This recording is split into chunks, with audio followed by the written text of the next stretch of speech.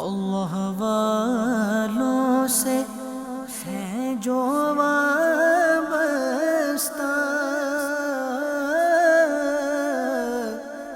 ہے مقامات مقدسہ۔ صلو علی الحبیب صلی اللہ تعالی علی محمد صلی اللہ علیہ وسلم۔ میرے پیارے محترم اسلامی بھائیوں اور مدنی چینل کے ناظرین، الحمدللہ عز و جل دعوت اسلامی کے مدنی قافلے ملک با ملک، شہر با شہر، گاؤں با گاؤں سفر کرتے رہتے ہیں، اور آج ایک مدنی قافلے میں انشاءاللہ ہم جارڈن عمان جا رہے ہیں، جہاں انشاءاللہ مختلف ملکوں سے تعلق رکھنے والے اسلامی بھائی بھی ہمیں جوائن کریں گے، اور وہاں انشاءاللہ مدنی کاموں کے ساتھ ساتھ ہم آپ کے لیے ایک نیا سلسلہ لے کر آئیں گے۔ وہاں بہت ساری زیارات ہیں، ان زیارات کو آپ تک پہنچانا ہے۔ مدنی چینل دیکھتے رہیے، ان قریب بڑی ہی خوبصورت زیارتیں ہوں گی۔ آپ اپنے گھر بیٹھ کر انشاءاللہ پیارے آقا علیہ الصلوۃ والسلام کی مبارک یادیں، انبیاء علیہ الصلوۃ والسلام کے مزارات، صحابہ کرام علیہم الرضوان کے مزارات اور بہت سارے مقدس مقامات دیکھیں گے۔ دیکھتے رہیے مدنی چینل، انشاءاللہ عمان سے پھر آپ سے ملاقات ہوگی۔ صلو علی الحبیب صلی اللہ تعالی علی محمد۔ I will reach out to people all over the world to spread the sunnah, whether it be China or یہاں میں اپنے ناظرین کو بتاتا چلوں کہ جب بجٹ فلائٹس جو ہوتی ہیں، آج کل کچھ فلائٹس ایسی شروع ہوئی ہیں جس کے فیئر کم ہوتے ہیں اور اس میں کھانا پینا وغیرہ نہیں دیا جاتا اور آپ کو جہاز میں پرچیز کرنا پڑتا ہے، تو اگر فلائٹ طویل ہے اور آپ چاہتے ہیں کہ آپ کھانا وغیرہ اس میں کھائیں تو ظاہر ہے کہ اپنی پسند کا، اپنے مزاج کا، اپنے ٹیسٹ کا کھانا وغیرہ ملنا مشکل ہے۔ تو ایک مدنی پوچھ دیتا ہوں کہ اپنے ساتھ، اپنے شہر سے، اپنے وطن سے کچھ کھانا پانی وغیرہ آپ ساتھ لے کر چلیں تو جہاز میں آپ انشاءاللہ حلال بھی اور آسانی کے ساتھ کھانا وغیرہ کھا سکیں گے۔ تو آج چونکہ ہماری تقریباً 3.5 گھنٹے کی فلائٹ ہے یہ دبئی سے عمان جارڈن، تو ہم نے کچھ کھانا وغیرہ بھی ساتھ لے لیا ہے۔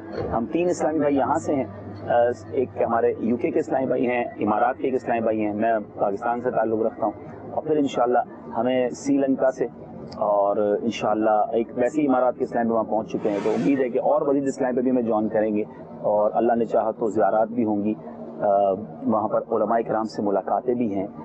ہم بیسک مقصد تو یقیناً یہی لے کر جا رہے ہیں کہ مدنی کاموں کو مزید وہاں ترقی ہو، مزید دعوت اسلامی کا انٹروڈکشن ہو، اور باقاعدہ وہاں پر ایک ایسا کام شروع ہو کہ جس کے ذریعے عرب دنیا میں مزید سنتوں کی ترویج و اشاعت ہو۔ آپ دعا کریں اللہ تعالیٰ ہمیں کامیابی دے۔ میں بڑا کانفیڈنٹ ہوں، اور اس کی بڑی وجہ یہ ہے کہ چلتے وقت امیر اہل سنت سے دعائیں لی ہیں ہم نے، اور داتا کی دعائیں جب بھی ہمارے ساتھ رہی ہیں ہم نے دیکھا ہے کہ راستے کھلتے چلے جاتے ہیں، اور الحمدللہ ہمیں جو نیوز آ رہی ہیں، جو اطلاعات آ رہی ہیں، ہم نے ایک اسلامی بھائی کو پہلے بھیج دیا تھا، وہاں بڑا وارم ویلکم ہے، بہت محبتوں کے ساتھ لوگ دعوت اسلامی والوں سے مل رہے ہیں۔ تو ہمیں بہت امید ہے کہ انشاءاللہ بہت اچھی خبریں دعوت اسلامی کے حوالے سے ہمیں ملیں گی۔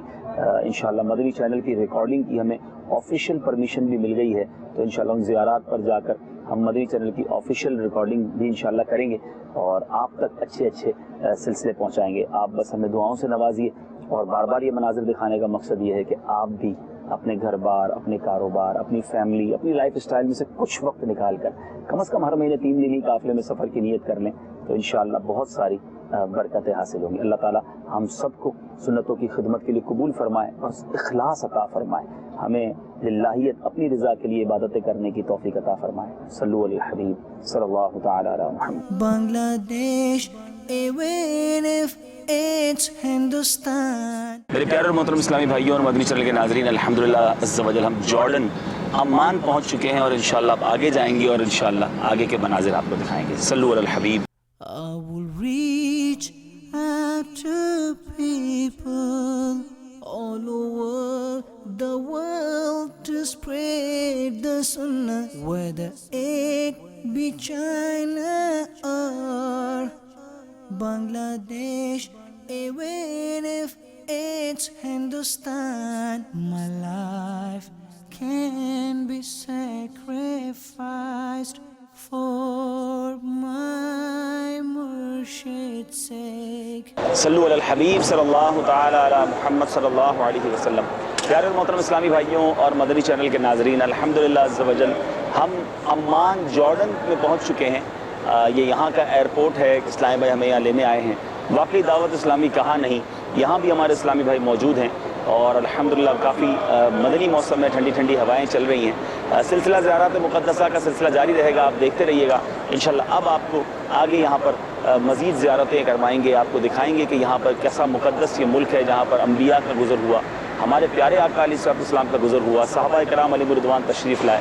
ہمارے ساتھ رہیے گا، بہت کچھ انشاءاللہ آپ دیکھتے رہیں گے۔ اور یہاں میں اپنے مدنی چینل کے ناظرین سے یقیناً یہ بات کروں گا کہ سفر کیجئے، اپنے گھر سے نکلیے تو آئیے نیت کریں کہ انشاءاللہ ہم سب بھی ہر مہینے 3 دن مدنی قافلے میں سفر کر کے اپنا جو ہمارا مقصد ہے کہ مجھے اپنی اور ساری دنیا کے لوگوں کی اصلاح کی کوشش کرنی ہے، انشاءاللہ عز و جل اس مقصد میں کامیابی حاصل کرنے کی کوشش کریں گے۔ رب کریم سے دعا ہے اللہ تعالیٰ اس شہر میں، اس ملک میں ہمیں عافیت عطا فرمائے، خیر و عافیت کے ساتھ پورا سفر ہو، گناہوں سے بچ کر سنتوں کی خدمت کرنے کا موقع ملے اور اس سفر کو ہم سب کی مغفرت کا ذریعہ بنائے، آمین بجاہ النبی الامین صلی اللہ تعالیٰ علیہ وسلم۔ صلو علی الحبیب صلی اللہ تعالیٰ علی محمد صلی اللہ علیہ وسلم۔ غیبت کے خلاف جنگ، نہ غیبت کریں گے نہ غیبت سنیں گے، صلو علی الحبیب صلی اللہ علیہ وسلم۔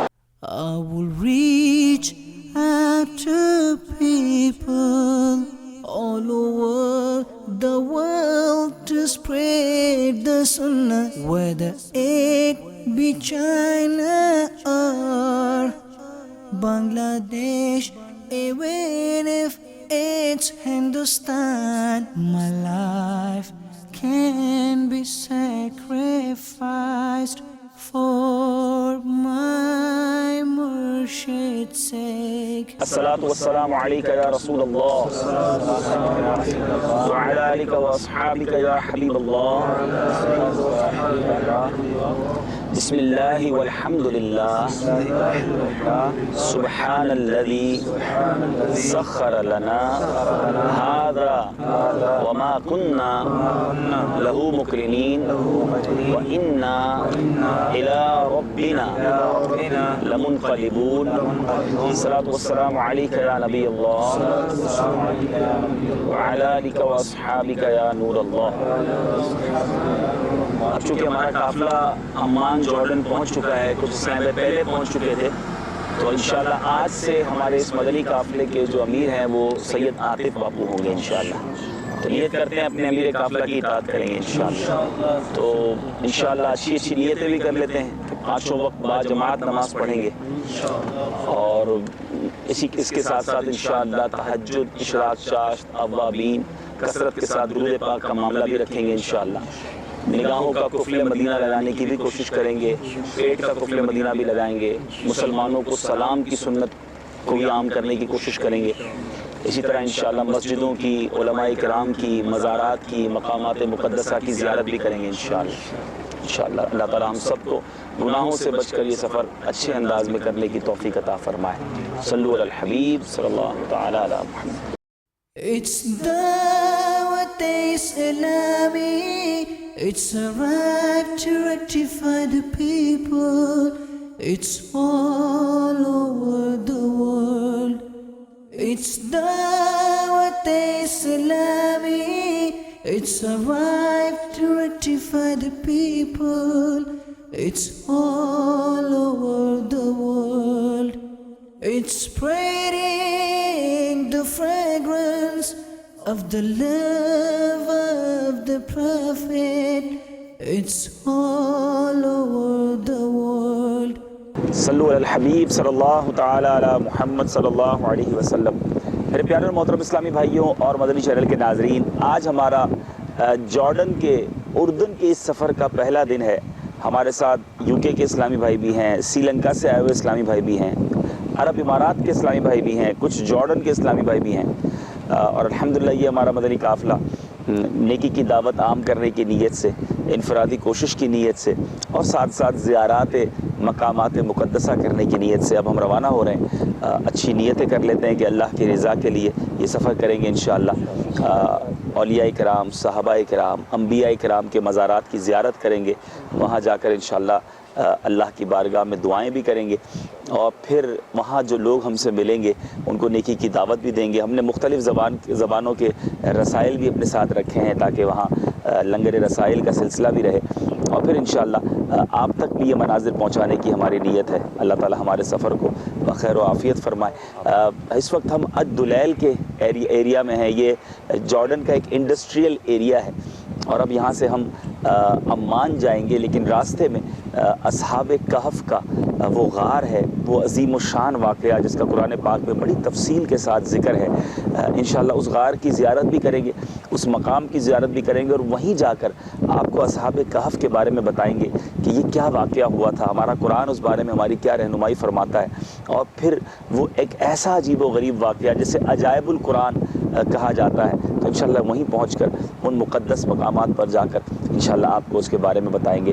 اللہ تبارک و تعالی ہمیں با ادب تمام جگہوں پر حاضری دینے کی توفیق عطا فرمائے۔ صلو علی الحبیب صلی اللہ تعالی علی محمد صلی اللہ علیہ وسلم۔ غیبت کے خلاف جنگ جاری رہے گی، نہ غیبت کریں گے نہ غیبت سنیں گے انشاءاللہ عز و جل۔ ہمارا مدنی مقصد کیا ہے؟ مجھے اپنی اور ساری دنیا کے لوگوں کی اصلاح کی کوشش کرنی ہے انشاءاللہ عز و جل۔ یہ مقامات مقدسہ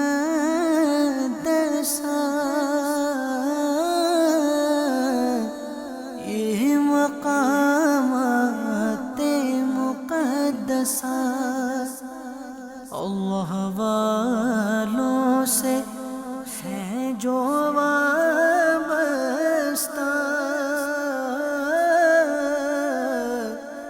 ہے مقامات مقدسہ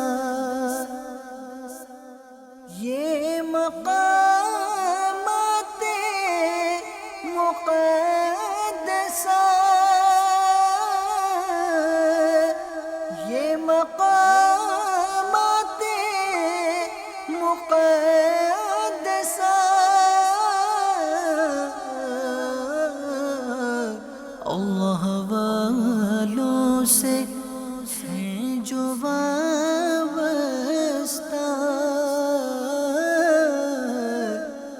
ہیں مقامات مقدسہ۔ اب ہم اصحاب کہف کے غار کے قریب پہنچ گئے ہیں، آئیے انشاءاللہ بقیہ باتیں تو آپ کو وہاں جا کر بتائیں گے۔ آپ یہ مناظر دیکھیں کہ یہ بڑا مشہور یہاں پر یہی ہے کہ یہی وہ جگہ ہے جہاں اصحاب کہف تشریف لائے تھے اور انہوں نے آرام کیا تھا۔ یہاں مسجد بھی بنائی گئی ہے ان کی یاد میں، مسجد اہل الکہف، یہ مسجد ان کی یاد میں بنائی گئی ہے۔ یہ مقامات مقدسہ یہ مقامات مقدسہ اللہ والوں سے ہیں جو وابستہ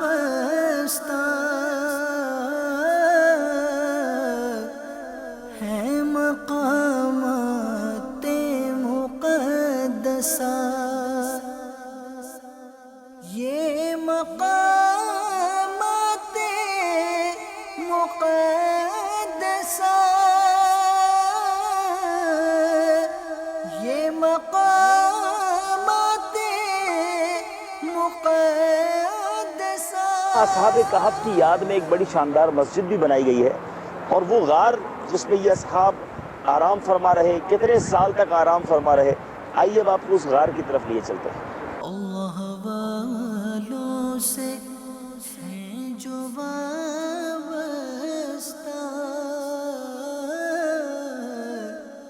ہیں مقامات مقدسہ۔ صلو علی الحبیب صلی اللہ تعالی علی محمد صلی اللہ علیہ وسلم۔ میرے پیارے اور محترم اسلامی بھائیوں اور مدنی چینل کے ناظرین، اردن جسے آج ہم جارڈن کہتے ہیں، اور یہی وہ ملک ہے جو پہلے ملک شام میں شامل تھا۔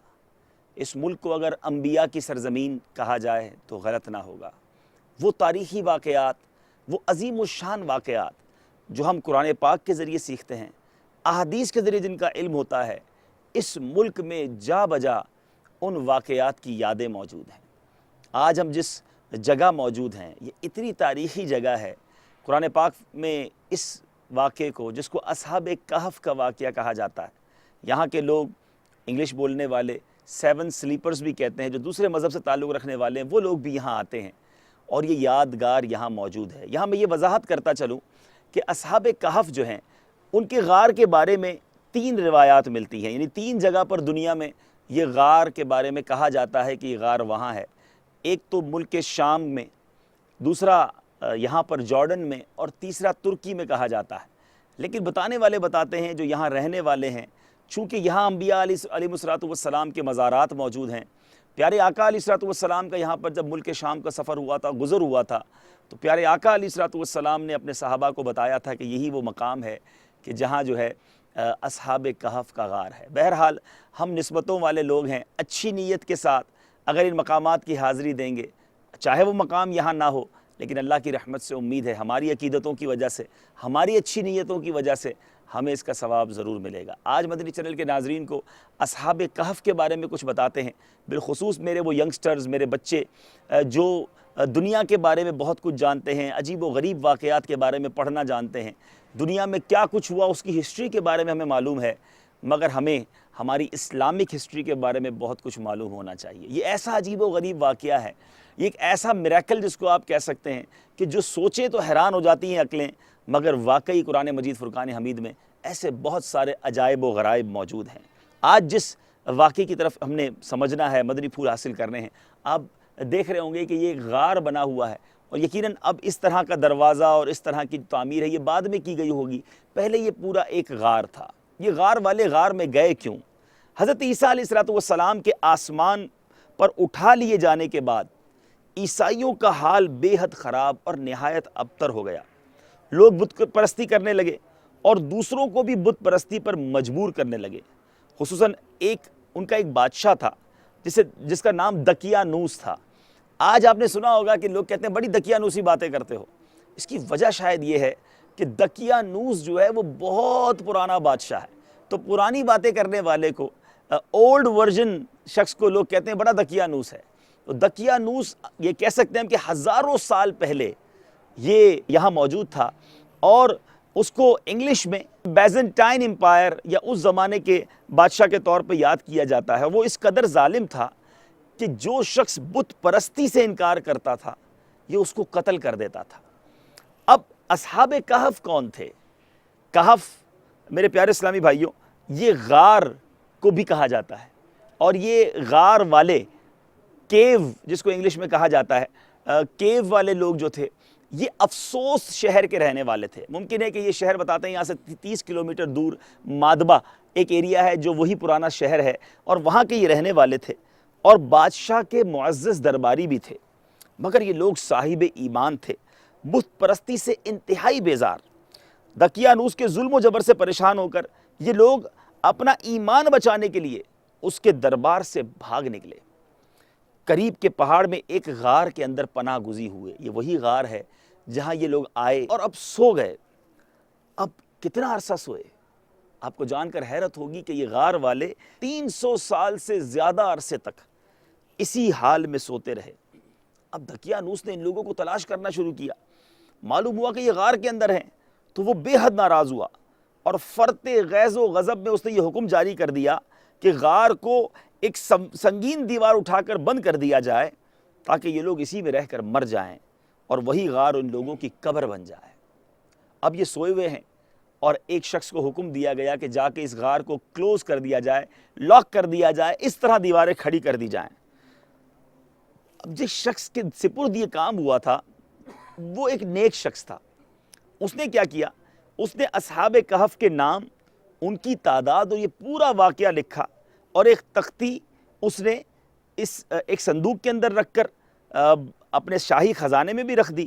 کچھ دنوں کے بعد دقیانوس بادشاہ تو مر گیا، سلطنتیں بدلتی گئیں، یہاں تک کہ ایک نیک دل اور انصاف پرور بادشاہ جس کا نام بیدروس تھا جو تخت نشین ہوا، جس نے 68 سال تک بڑی شان و شوکت کے ساتھ حکومت کی۔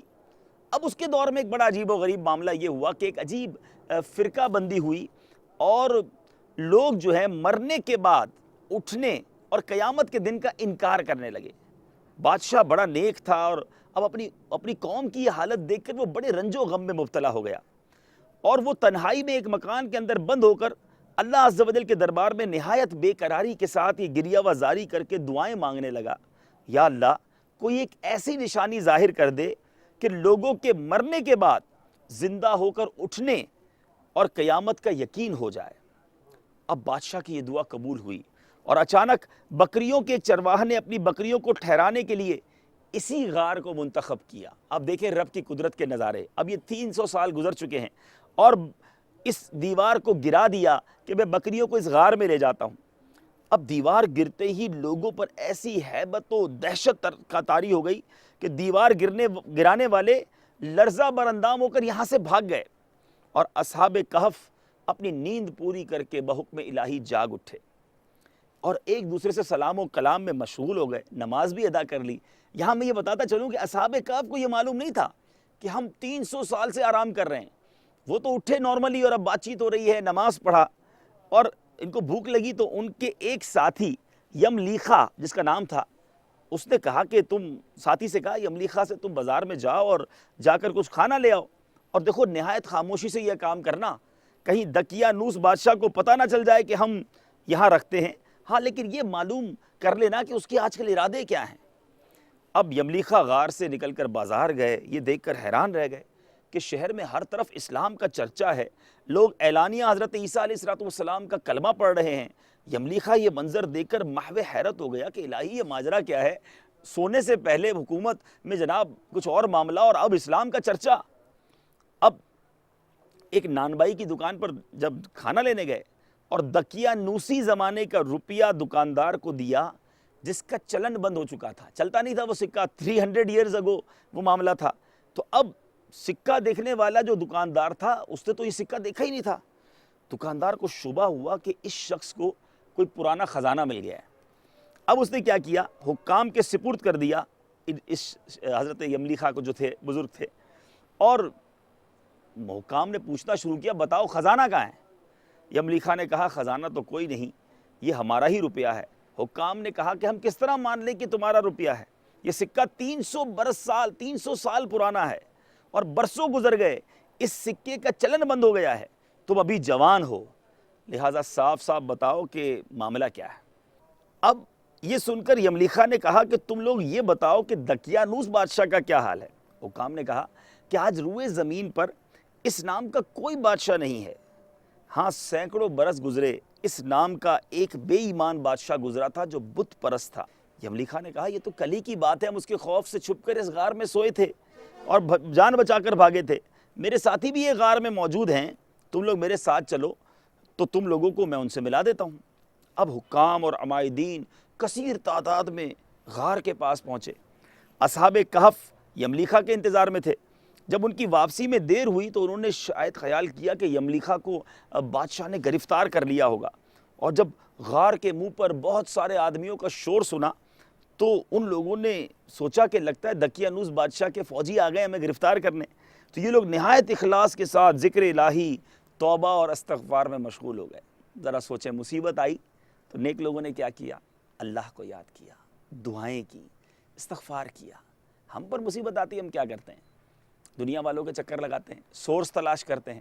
میرے آقا علیہ السلام کی سیرت میں بھی یہ مدنی پھول ملتا ہے کہ جب بارش نہ ہوتی میرے آقا ذکر و اذکار میں مصروف ہو جاتے، دعائیں کرتے، نماز پڑھتے، سورج گہن، چاند گہن، قحط، کوئی بھی پرابلم ہوتا میرے آقا علیہ السلام خود بھی نماز میں مشغول ہو جاتے، دعاؤں میں مشغول ہو جاتے، صحابہ اکرام علیہم رضوان کو بھی اس کی تلقین کیا کرتے۔ بہرحال اب حکام نے غار پر پہنچ کر ایک تانبے کا صندوق برآمد کیا اور اس کے اندر سے تختی نکال کر پڑھا تو اس تختی پر اصحاب کہف کا نام لکھا تھا، اور یہ بھی تحریر تھا کہ یہ مومنوں کی جماعت اپنے دین کی حفاظت کے لیے دقیانوس بادشاہ کے خوف سے اس غار میں پناہ گزین ہوئی ہے۔ تو دقیانوس نے خبر پا کر ایک دیوار سے ان لوگوں کو غار میں بند کر دیا ہے۔ ہم یہ حال اس لیے لکھتے ہیں کہ جب کبھی یہ غار کھلے تو لوگ اصحاب کہف کے حال پر مطلع ہو جائیں۔ اب حکام جو تھے وہ یہ تختی پڑھ کر حیران ہو گئے۔ ان لوگوں نے اب اپنے بادشاہ بیدروس کو اس واقعے کی اطلاع دی۔ اب ذرا غور کیجئے، وہ بیدروس نے ایک بادشاہ دعا کر رہا تھا یا اللہ کوئی ایسی نشانی بتا دے کہ مرنے کے بعد زندہ ہونا، قیامت کیسے طاری ہوگی، اس کی کوئی نشانی مل جائے اور ان لوگوں کا ایمان پختہ ہو جائے، جو غلطی پر ہیں وہ راہ راست پر آ جائیں۔ اب بیدروس کو جب اس واقعے کی اطلاع ملی تو اپنے سارے عمائدین کو، لشکر کو لے کر یہاں پہنچا، اصحاب کہف سے اس نے ملاقات کی، اور جب اصحاب کہف نے اپنا واقعہ بیان کیا تو وہ نیک دل بادشاہ سجدے میں گر گیا، اللہ کا شکر ادا کیا کہ مولا تو نے ایسی نشانی ظاہر کر دی جس سے موت کے بعد زندہ اٹھنے کا ہر شخص کو یقین ہو گیا۔ میرے پیارے اسلامی بھائیوں، اب اصحاب کہف جو تھے وہ بادشاہ کو دعائیں دینے لگے، اللہ تعالیٰ تیری بادشاہت کی حفاظت فرمائے، اب ہم تمہیں اللہ کے سپرد کرتے ہیں۔ پھر اصحاب کہف نے السلام علیکم کہا، غار کے اندر چلے گئے اور سو گئے، اور اللہ تعالیٰ نے اسی حالت میں ان کو وفات عطا فرمائی۔ بادشاہ بیدروس نے سال کی لکڑی کا صندوق بنوا کر اصحاب کہف کی مقدس لاشوں کو اس میں رکھوا دیا، اور اللہ تعالیٰ نے اصحاب کہف کا ایسا رعب لوگوں کے دلوں میں پیدا کر دیا کہ کسی کی مجال نہ تھی کہ وہ غار کے منہ تک جا سکے۔ اس طرح اصحاب کہف کی لاشوں کی حفاظت کا اللہ تعالیٰ نے سامان کر دیا۔ پھر بیدروس بادشاہ نے غار کے منہ پر ایک مسجد بنوائی اور سالانہ ایک دن مقرر کر دیا کہ تمام شہر والے اس دن عید کی طرح زیارت کے لیے آیا کریں۔ تو گویا تاریخ بتاتی ہے کہ اب ہم آپ کو ایک مسجد کے مناظر بھی دکھائیں گے کہ اس غار کے منہ پر واقعی ایک پرانی مسجد کے آثار موجود ہیں۔ آپ اس مسجد کے مناظر بھی دیکھیں، اور پھر ہم آپ کو یہ بتائیں گے کہ اصحاب کہف کتنے تھے اور ان کے نام کیا تھے۔ صلو علی الحبیب صلی اللہ تعالی علی محمد صلی اللہ علیہ وسلم۔ اہل سنت کا ہے بیڑا پار، اصحاب حضور، اصحاب حضور نجم ہے۔ پیارے اور محترم اسلامی بھائیوں اور مدنی چینل کے ناظرین، یہ عجیب و غریب واقعہ تو آپ نے سنا، آپ جاننا چاہیں گے یہ قرآن مجید میں کہاں موجود ہے؟ آپ کو جان کر ایک اور حیرت ہوگی کہ یہ واقعہ قرآن پاک میں باقاعدہ ایک سورت جس کا نام ہی سورہ کہف ہے، یعنی اس واقعے کے نام پر ایک سورت رکھی گئی ہے۔ اس قدر اہم امپورٹنٹ واقعہ یہ قرآن پاک میں موجود ہے۔ اب یہاں لوگوں کو یہ اختلاف ہوا کہ کتنی ان کی تعداد تھی، تو قرآن پاک کی یہ جو آیت ہے نازل ہوئی، قُلْ رَبِّي أَعْلَمُ بِعِدَّتِهِمْ مَا يَعْلَمُهُمْ إِلَّا قَلِيلٌ، تم فرماؤ میرا رب ان کی گنتی خوب جانتا ہے، انہیں نہیں جانتے مگر تھوڑے۔ حضرت عبداللہ ابن عباس رضی اللہ تعالیٰ عنہما نے فرمایا کہ میں انہی کم لوگوں میں سے ہوں جو اصحاب کہف کی تعداد جانتے ہیں۔ پھر آپ نے فرمایا اصحاب کہف کی تعداد 7 ہے اور 8واں ان کا کتا تھا۔ جی ہاں، 7 اصحاب تھے اور 8واں کتا تھا۔ اس کتے کا کیا بنا اور اس کو کیا مرتبہ حاصل ہوا ان نیک لوگوں کی قربت کی وجہ سے؟ جی ہاں، وہ کتا بھی 300 سال تک سوتا رہا۔ بہرحال قرآن مجید فرقان حمید میں یہ پورا واقعہ کس خوبصورت انداز میں بیان کیا ہے، آئیے اس کی تلاوت بھی سنتے ہیں، ترجمہ کنز الایمان بھی سنتے ہیں۔ أم حسبت أن أصحاب الكهف والرقيم كانوا من آياتنا عجبا إذ أوى الفتية إلى الكهف فقالوا ربنا آتنا من لدنك رحمة وهيئ لنا من أمرنا رشدا فضربنا على آذانهم في الكهف سنين عددا ثم بعثناهم لنعلم أي الحزبين أحصى لما لبثوا أمدا نحن نقص عليك نبأهم بالحق إنهم فتية آمنوا بربهم وزدناهم هدى۔ ترجمہ کنز الایمان۔ کیا تمہیں معلوم ہوا کہ پہاڑ کی کھو اور جنگل کے کنارے والے ہماری ایک عجیب نشانی تھے؟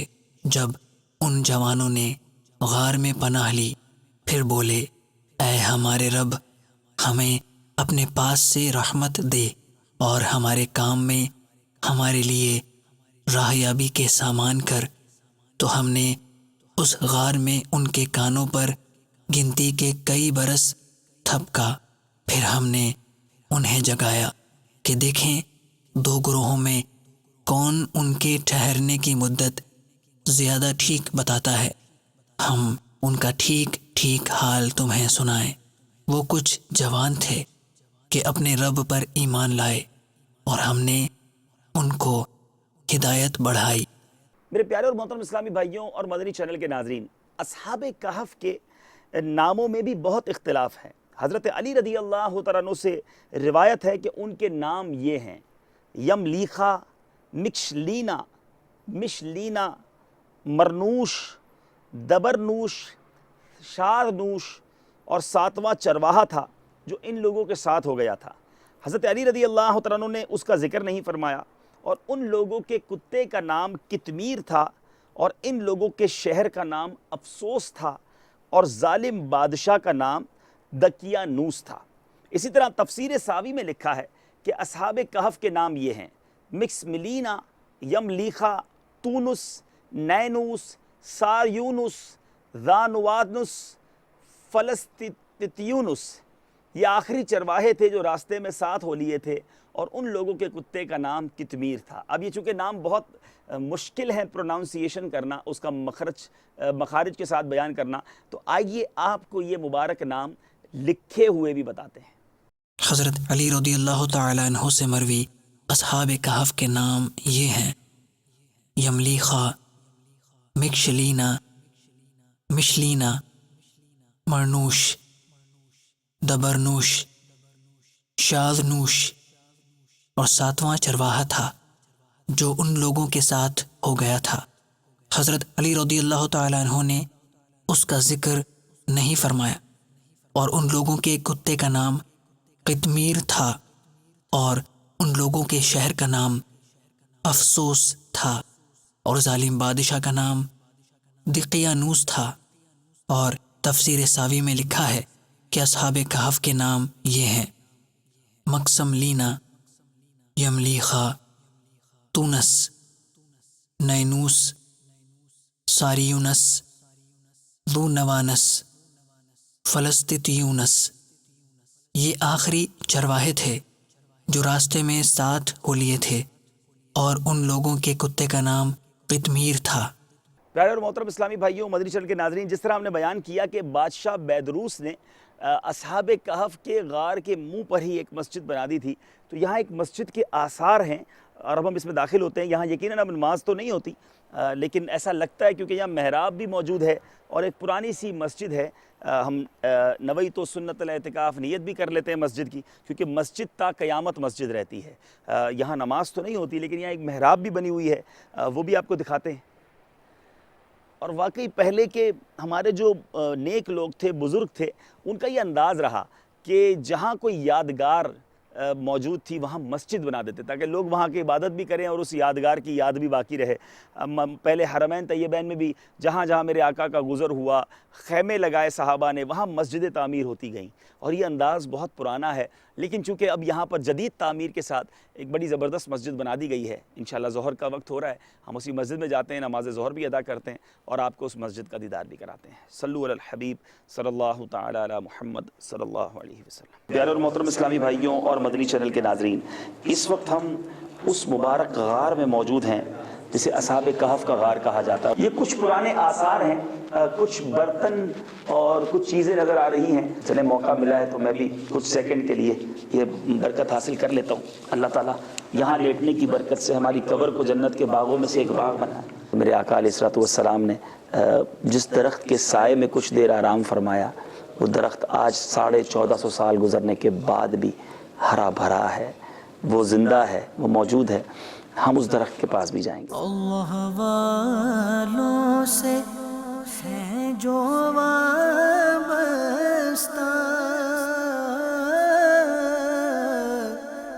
ہے مقامات مقدسہ،